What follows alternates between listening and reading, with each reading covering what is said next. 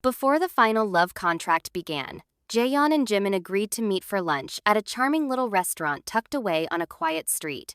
That morning, Jimin stood in front of the mirror, practicing his smile like it was a job interview.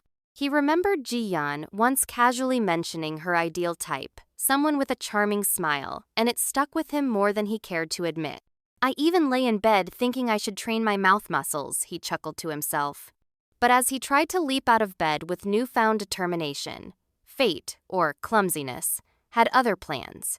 He tripped over his blanket, crashed to the floor, and bumped his head an embarrassing start to what he hoped would be a perfect day.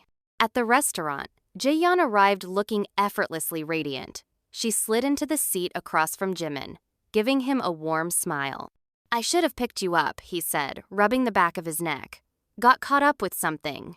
Jaeyeon waved it off, laughing lightly. Don't worry about it. I'm starving, though. You haven't eaten yet? He asked, raising an eyebrow. Just a cup of yogurt this morning, she admitted. When their food arrived, Jimin instinctively served her first, carefully arranging the portions on her plate. Jaeyeon noticed, her expression softening. As they ate, she let out a small laugh. I was so surprised when I ran into you in the kitchen this morning. You were adorable, Jimin said without hesitation, his grin playful. I just wanted water. I thought everyone would still be asleep, but I ended up bumping into half the house, she said, clearly still flustered by the memory.